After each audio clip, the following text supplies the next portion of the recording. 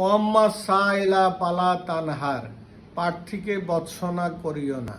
আল্লাহ পাক পবিত্র কোরআনে বলতেছে, যখন ভিক্ষুক তোমার কাছে ভিক্ষা নেওয়ার জন্য আসে, সাহায্য প্রার্থী হয়, তখন মনে করবা যে আল্লাহ তোমাকে খুব পছন্দ করে, তোমাকে ভালোবাসে। এই কারণে তোমার কাছে একজন সাহায্য প্রার্থীকে পাঠাইছে।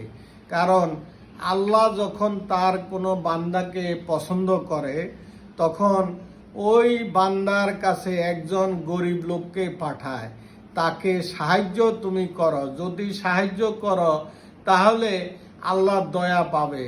কারণ পাশাপাশি দেখো, তোমার নিকট একজন ভিক্ষুক যখন আসে, সে অন্ধ হয়, খোড়া হয়, ল্যাংড়া হয়, অথবা অসুস্থ হয়, এক হাত থাকে না, এক পা থাকে না, চোখ একটা থাকে একটা থাকে না, কুৎসিত কদাকার চেহারা।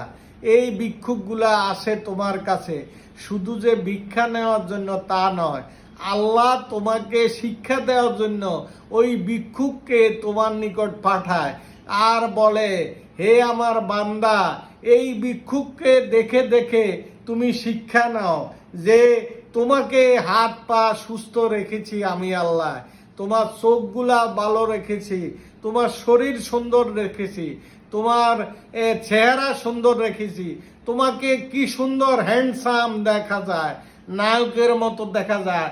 আর এই যে ভিক্ষুক বেশে আমার আরেকটা বান্দাকে তাকেও আমি বানাইছি, সৃষ্টি করেছি, তোমার নিকট পাঠাইলাম, তুমি শুকর আদায় করো আর তাকে সাহায্য দাও।